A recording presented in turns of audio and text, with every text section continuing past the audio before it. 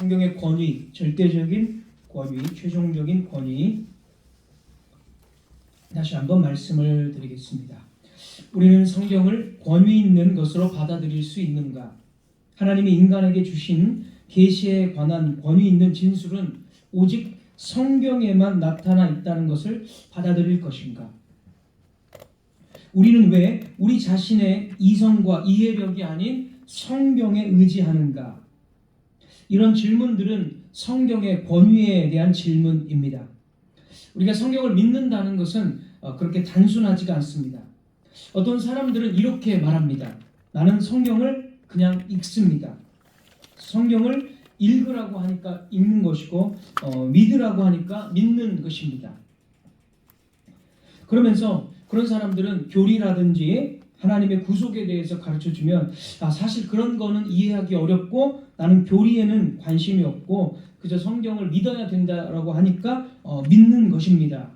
교리라든지 구속의 계시 이런 것들은 이제 조금 똑똑한 사람이나 신학을 하는 사람들이 하는 것이지 나 같은 평범한 성도는 그냥 성경을 읽고 믿는 것에만 그냥 단순히 믿는 것에만 만족합니다. 이렇게 말하는 경우를 우리는 자주 볼 수가 있습니다.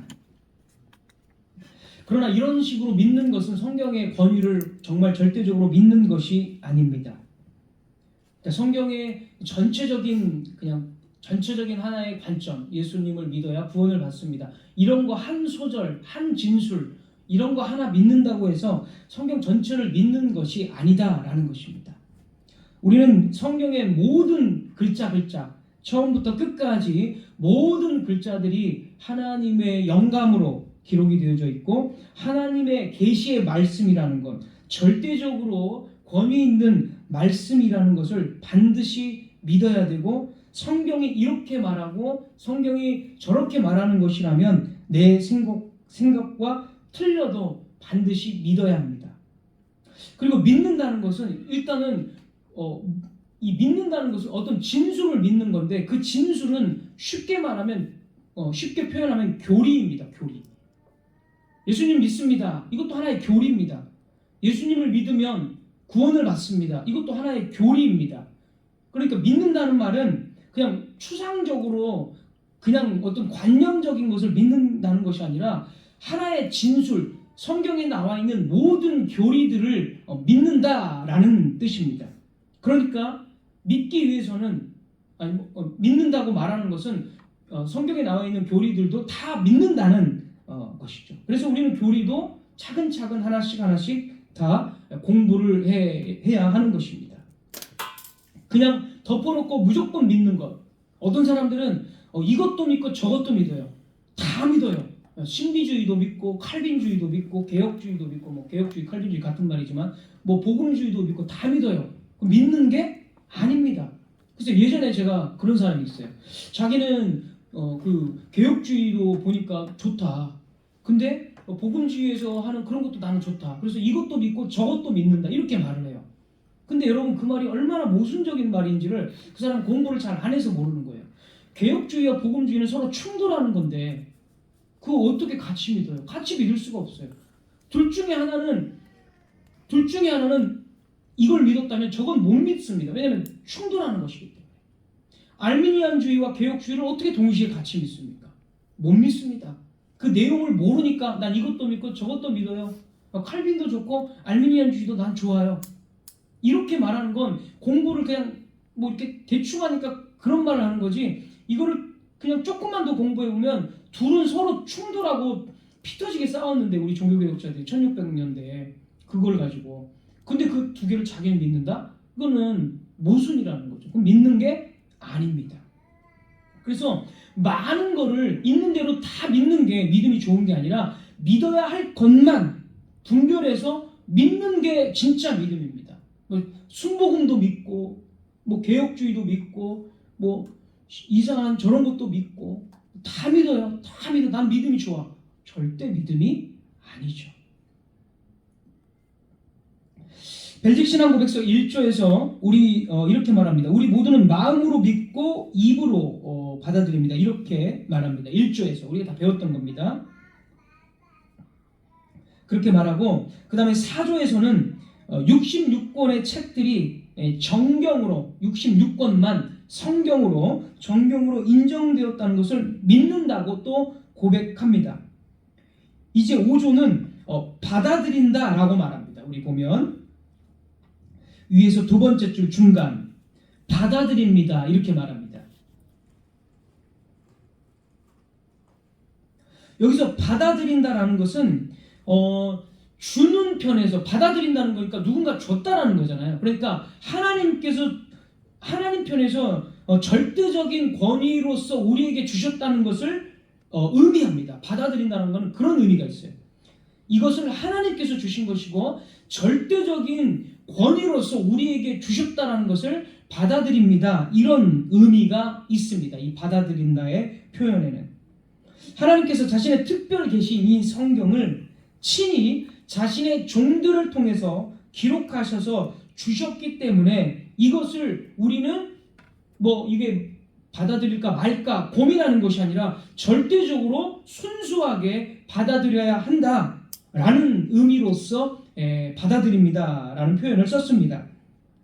그리고 이 표현은 성경에서 사실 가져온 표현입니다.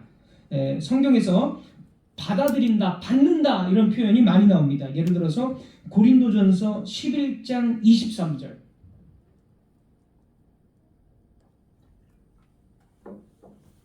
고린도전서 11장 23절 내가 너희에게 전한 것은 주께 받은 것이니 주께 받은 것.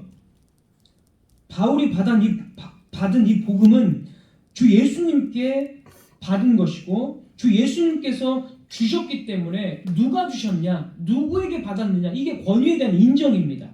그러니까 바울은 내가 너희에게 전한 이 복음은 절대적인 하나님의 말씀으로 받은 것이다.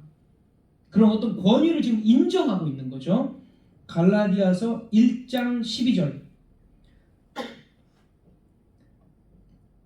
갈라디아서 1장 12절 이는 내가 사람에게서 받은 것도 아니요 사람에게서 난 것이 아닙니다. 복음은 사람에게 받은 것이 아니요 그러니까 하나님께서 절대적인 권위로서 하나님의 말씀이다라는 것으로 우리에게 주셨다. 바울은 그걸 인정하고 있습니다. 하나만 더 보겠습니다. 데살로니가전서 2장 13절 데살로니가전서 2장 13절 이러므로 우리가 하나님께 끊임없이 감사함은 너희가 우리에게 들은 바 하나님의 말씀을 받을 때에 여기 보십시오. 받을 때에 사람의 말로 받지 아니하고 하나님의 말씀으로 받음이니 진실로 그러하도다.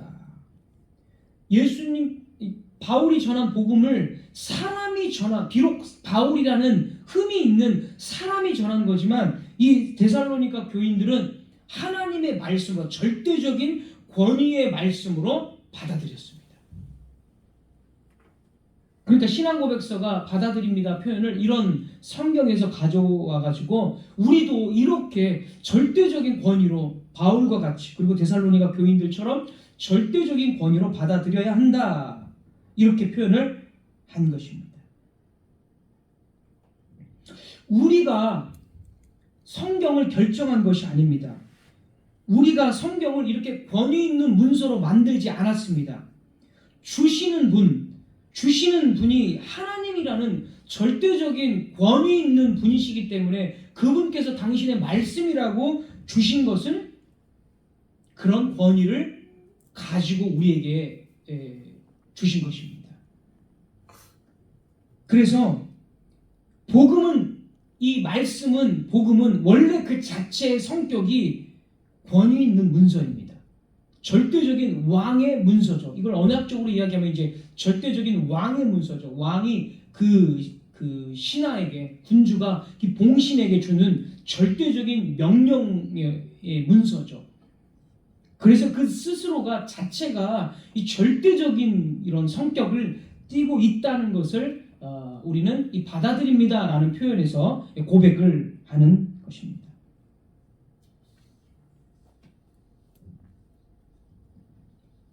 그리고 우리가 받아들인다 했을 때 이것은 오직 성경만을입니다. 만을. 아까 제가 말씀드린 대로 성경만을 믿어야 되는데 성경만이 아니라 성경도 믿고 인본주의적인 그런 세상적인 설교도 믿고 어떤 인본주의적인 그런 그 간증들도 믿고 그렇게 믿어서는 안 된다는 거예요. 오직 성경만. 어떤 사람이 어떤 이야기를 했습니다.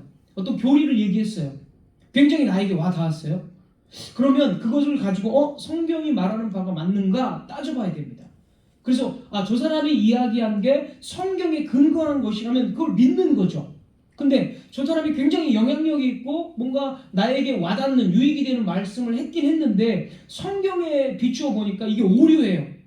그러면 절대 그것을 우리는 믿을 수가 없습니다. 왜냐하면 성경만이 절대적인 최종적인 권위의 말씀이기 때문에.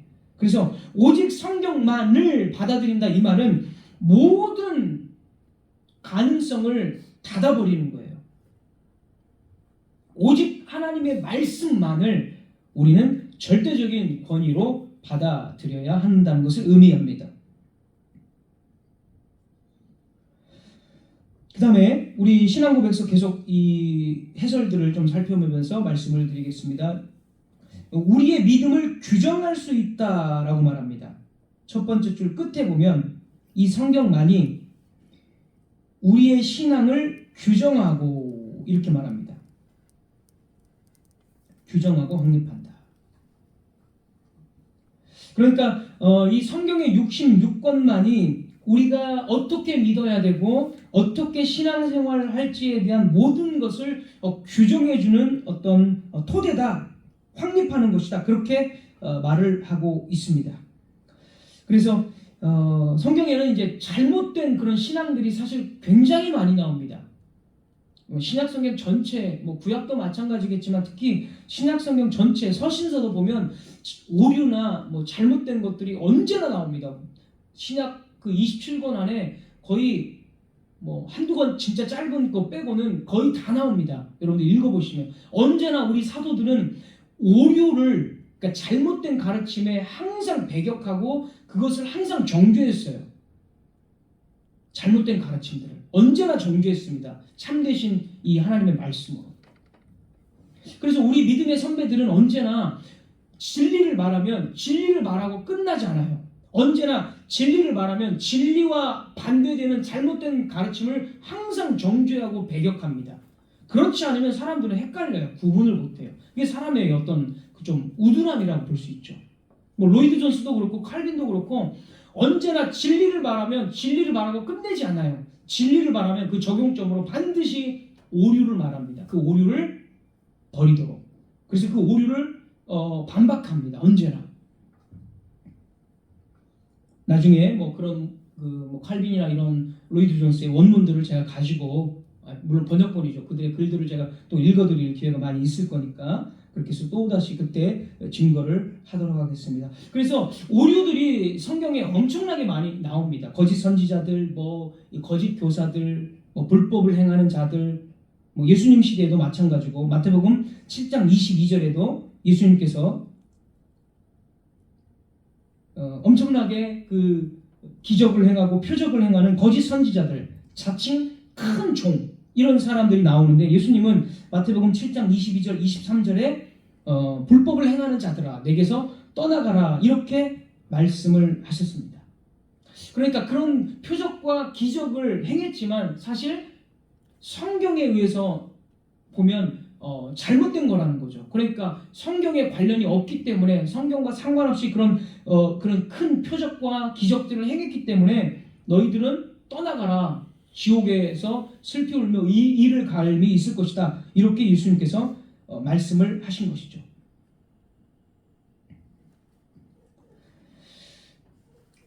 자, 하나님께서 성경 66권을 주신 이유는 분명합니다.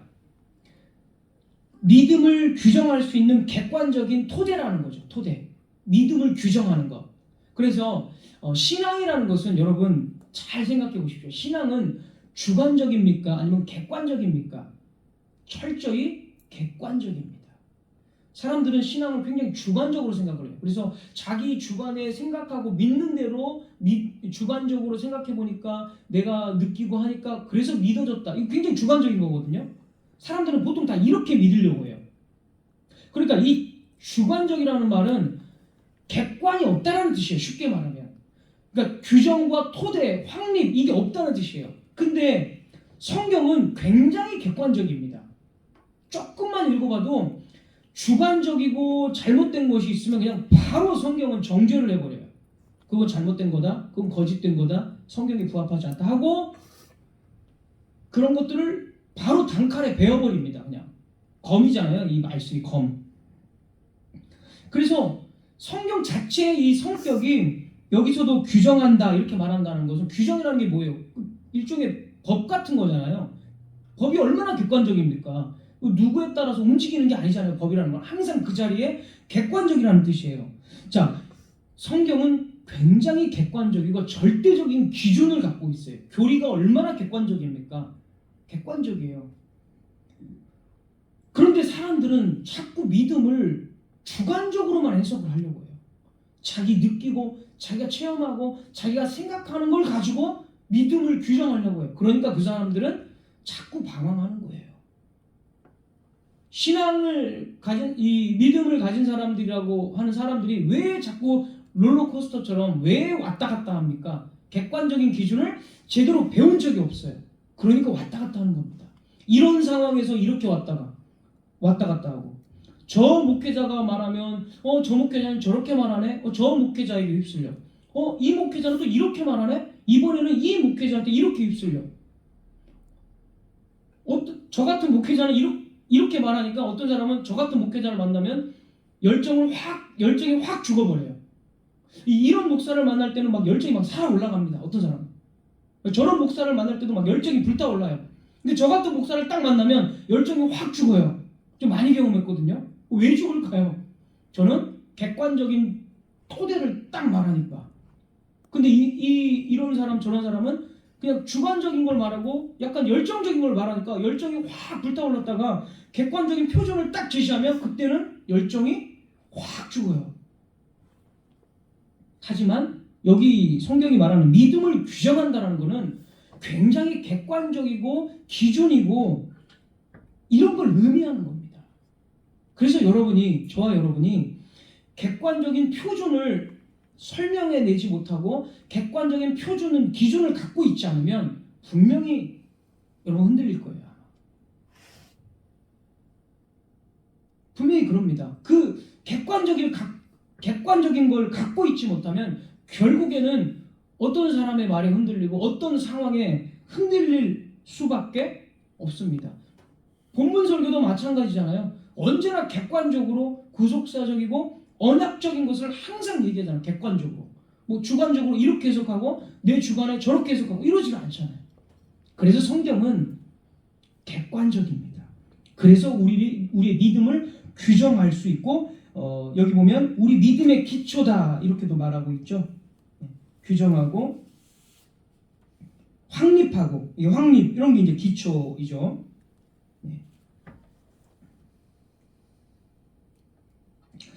이 객관적이라는 사실을 여러분 우리 꼭 기억을 해야 합니다.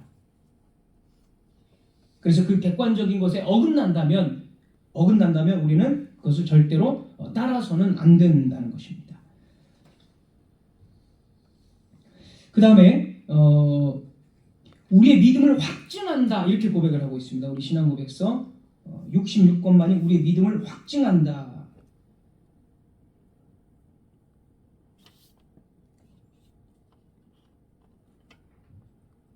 네. 자, 어디 있죠? 네. 의심 없이 받습니다.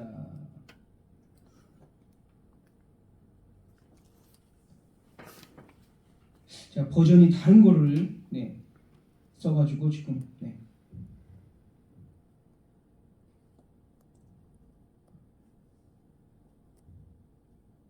아무튼 우리의 믿음을 확증한다는 것입니다. 버전이 좀 제가 버전이 다른 것을 써가지고 그렇습니다. 어쨌든 우리의 믿음을 확증한다라고 말합니다. 자, 그래서 성경이 우리가 가진 믿음이 거짓된 것인가 아니면 참된 것인가 이거를 어떻게 확증을 받느냐? 성경과 대조를 해보는 거예요. 내가 가진 믿음이 성경 66권과 일치하느냐? 그러면 내 믿음은 참된 믿음입니다. 그러나 성경 66권과 좀 다르다, 좀 이질적이다, 아브라함이 믿은 것과 내 믿음이 좀 다르다, 이러면 내 믿음이 잘못된 거짓된 믿음이라고 우리는 규정을 할 수가 있다는 거예요. 그래서 어떤 것을 확증해 주는 거죠. 그 다음에 의심 없이 받습니다. 이렇게 나옵니다. 의심 없이 믿습니다. 네. 밑에서 세 번째 줄입니다. 의심 없이 믿습니다.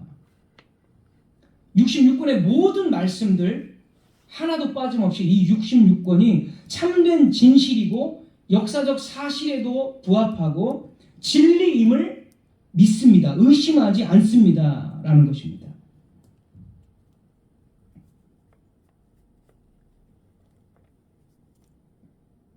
그래서 이제 불신자들이라든지 또는 자유주의자들이 성경에 조금이라도 오류가 있다라고 계속해서 공격을 할 때도 우리는 이것을 그들이 잘 모르기 때문에 해석할 줄을 모르기 때문에 그런 말을 하는 것이지, 이렇게 전체적인 걸 가지고 해석을 해보면 절대 이것이 오류가 없다는 것을 우리는 의심하지 않고 믿는다는 것입니다.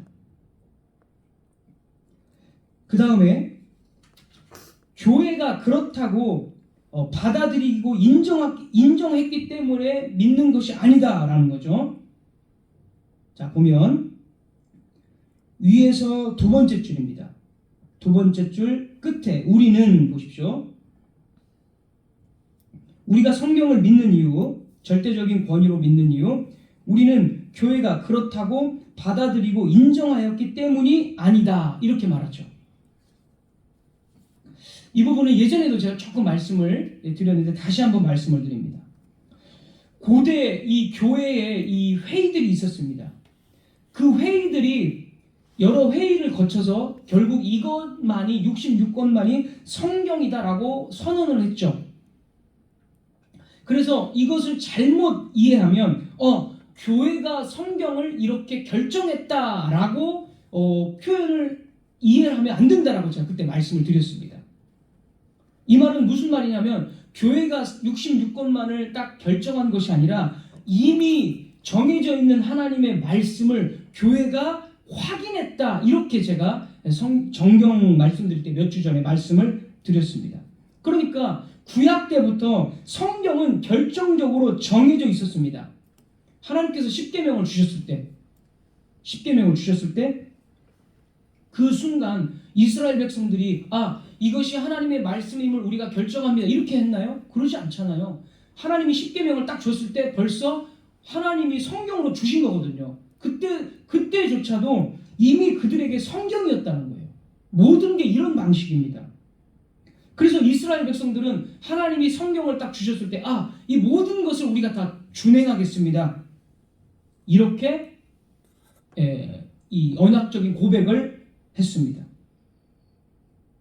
그래서 교회의 이런 회의들은 시간이 지나면서 정경에 대한 약간의 어떤 이것이 정경인가 아닌가 약간의 차이가 생겼을 때에 그 차이를 정리하기 위해서 명확하게 이 정경의 목록을 선언한 것에 불과합니다.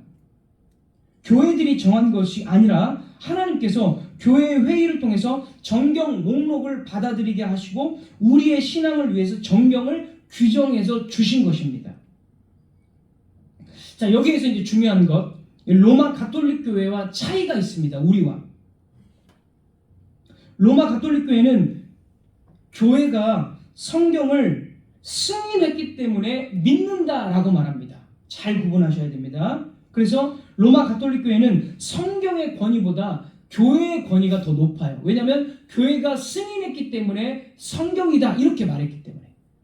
그래서 로마 가톨릭 교회는 실제로 그들은 교회가 더 권위가 높고 성경이 그 밑에 있습니다. 교회의 그 주인인 교황이 성경보다 권위가 높아요. 그래서 교황이 이런 교리가 맞습니다라고 선언을 하면 성경이 뭐라고 말하든 로마 가톨릭 교회는 그 교회의 교리가 됩니다. 연옥 같은 거 다 믿는 교리 있잖아요. 교회가 그렇게 선언을 했기 때문에 성경보다 권위가 큽니다. 그들은 이렇게 말해요. 그래서 성경의 기원은 교회다. 이렇게 말합니다. 성경의 기원은 교회이며 그래서 교회의 증거를 끊임없이 필요로 한다. 성경은 이렇게 말을 합니다. 성경이 그 존재를 교회에 의존한다는 것입니다. 더 나아가 교회에 의해서 인정되고 보존되며 보호받고 교회가 없이는 성경도 없다고 하는 것입니다.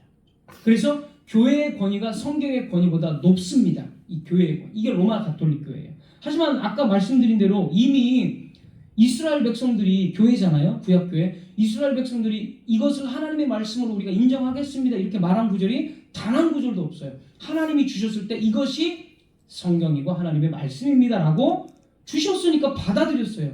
그러니까 하나님의 말씀이 더 절대적인 권위이고 그 밑에 교회의 권위가 있는 겁니다. 로마 가톨릭 교회는 그래서 잘못된 겁니다. 물론 하나님께서 이 말씀들을 교회를 통해서 물론 주셨죠. 교회를 통해서 주실 것을 기뻐하셨기 때문에 우리는 교회를 당연히 존중해야 됩니다.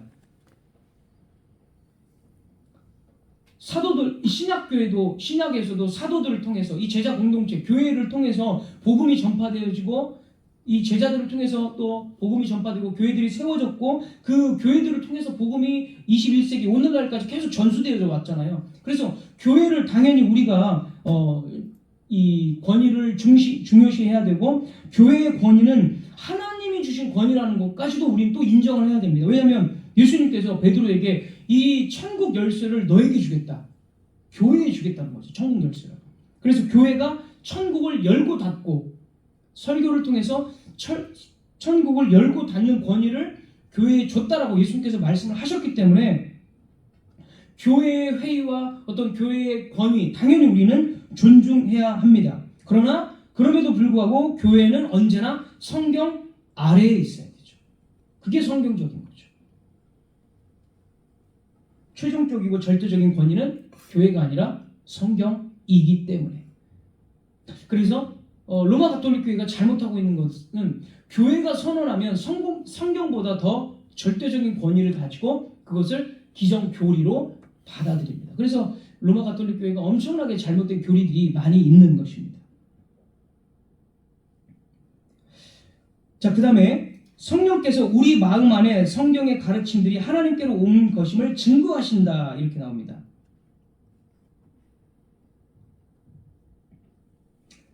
위에서 세 번째 줄 끝에 보시면 위에서 세 번째 줄 끝에서 성령께서 우리 마음 안에 성경의 가르침들이 하나님께로부터 온 것임을 증거한다 이렇게 말하고 있죠.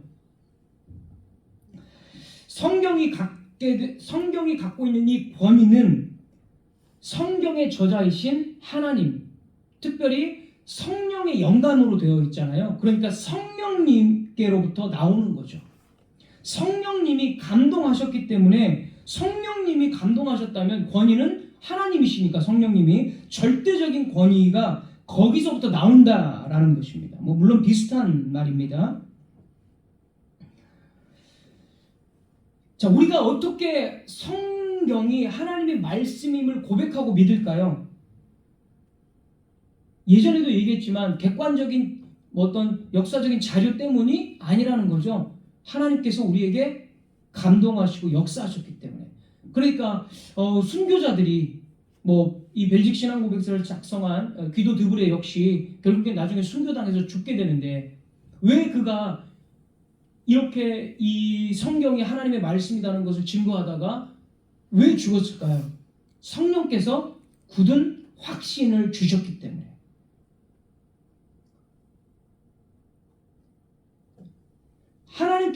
성령께서 우리에게 확신을 주시기 때문에, 확증을 주시기 때문에 우리는 이 성경이 절대적인 권위의 말씀이라는 것을 믿는 것입니다. 이게 이제 또 가장 중요한 것이죠.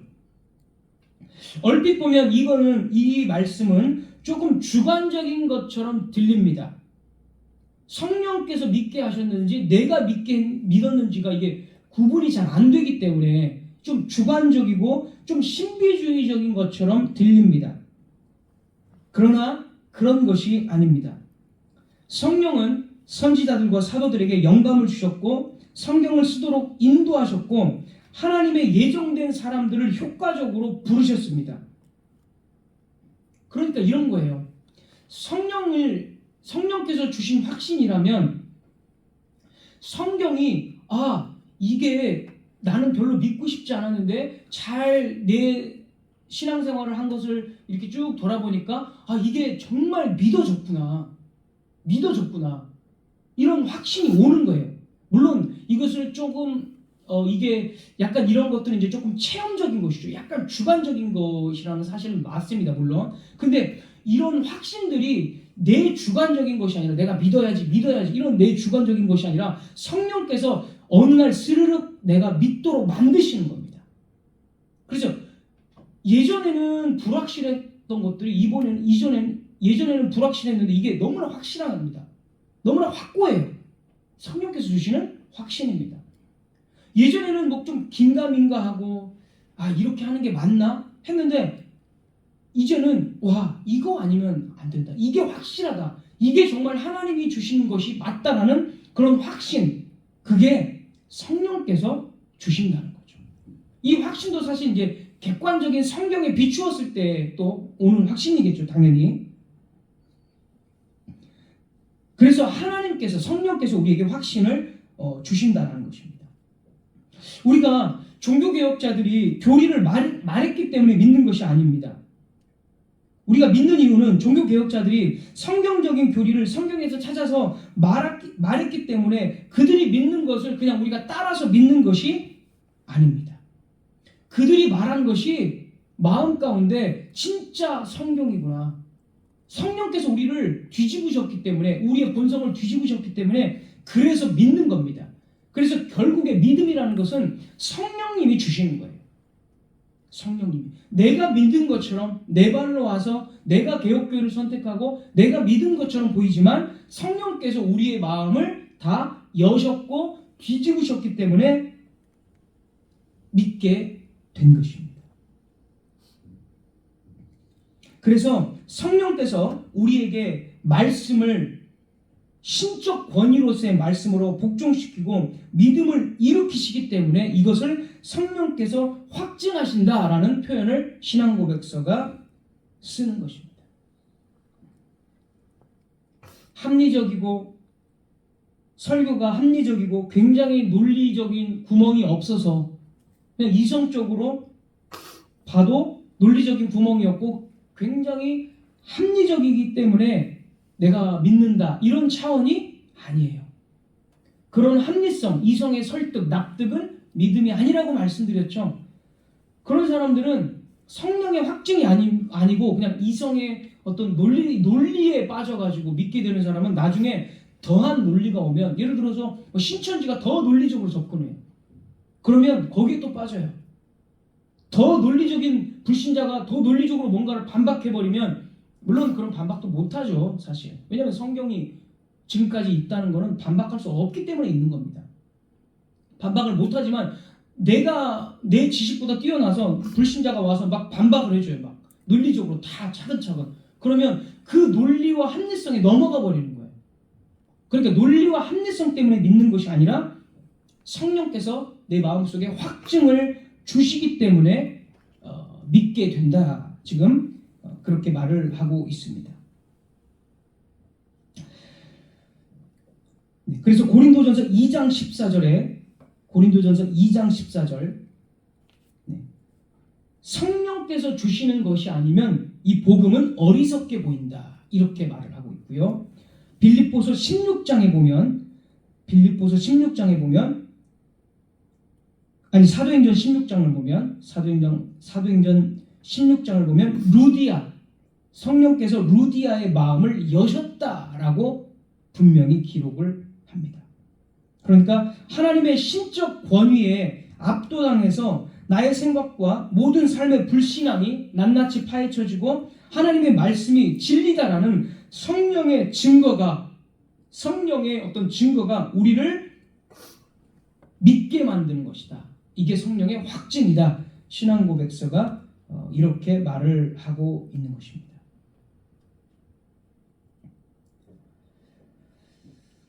네, 신앙고백서 5조 마지막 보면 성경의 모든 말씀이 마지막 밑에서 세 번째 줄 또한 보십시오. 마지막으로 밑에서 세 번째 줄 또한 성경 스스로 그에 대한 증거를 담고 있기에 심지어 눈먼 자들까지도 성경에서 예언된 것들이 실현되는 것을 볼 수가 있습니다. 구약의 모든 말씀들이 예수 그리스도 안에서 다 성취가 되어졌고 신약의 사도들이 그 예수 그리스도의 복음을 신약 시대에 다 전해서 신약 성경도 그렇게 완성이 되었다는 것을 눈먼 자도 알 수 있다. 그만큼 확실하다. 이런 표현을 쓴 것입니다. 그래서 그 누구라도 성경을 주의 깊게 읽어본 자라면 이 성경에 대해서 절대적으로 부인할 수 없다. 절대적인 권위의 하나님의 말씀임을 부인할 수 없다라고 우리는 고백할 수밖에 없다. 이렇게 표현을 하는 것입니다. 불신자들이나 자유주의자들이 성경을 부인하는 것은 다만 자신의 진리로 진리를 억누리면서 억지를 부리고 그냥 억지 논리를 펼치는 것 뿐입니다. 그리고 그들의 마음이 로마서 1장 18절부터 24절까지 보면 그들이 하나님을 알되 하나님을 영화롭게도 아니하며 감사하지도 아니하고 오히려 그 생각이 허망해지고 미련한 마음으로 어두워졌기 때문에 그렇게 말하는 것입니다. 그래서 그들은 성경이 절대적인 권위의 하나님의 말씀임을 믿지 않는 것입니다. 그 마음이 허망해졌기 때문에. 그러나 하나님께서 부르신 자들, 성령으로 거듭나고 성령을 받은 자들은 성령만이 참으로 정확무한 하나님의 말씀임을 참되게 고백하고 믿는 것입니다. 하나님께서는 아까도 말씀드렸지만 정말 이 성경 말씀을 받아들이고 그것이 하나님의 절대적인 권위의 말씀임을 고백하는 그러한 사람들을 찾고 계십니다. 그런 사람들이 바로 하나님의 백성들입니다. 우리는 우리 손안에 온 이 66권의 성경을 가지고 매일매일 읽고 또 그 복음의 말씀을 묵상하고 이 말씀을 가지고 우리의 삶의 모든 것을 기준으로 삼고 원리를 삼고 살아야 합니다. 그리고 그렇게 믿어진 사람은 하나님께 감사해야 합니다. 왜냐하면 내 의지로 믿은 것이 아니라 하나님 아버지께서 성령께서 우리를 믿게 하셨기 때문에. 마태복음 16장 17절. 마태복음 16장 17절. 예수께서 대답하여 이르시되 바요나 시몬아 네가 복이 있도다. 이를 내게 알게 한 이는 혈육이 아니요 혈육. 우리의 본성, 우리의 의지, 우리의 지혜가 아니요 하늘에 계신 내 아버지시니라. 우리가 믿어졌다는 것은 하나님 아버지께서 성령께서 우리를 믿게 하신 것입니다. 그래서 우리는 감사하는 거죠. 네, 기도하겠습니다.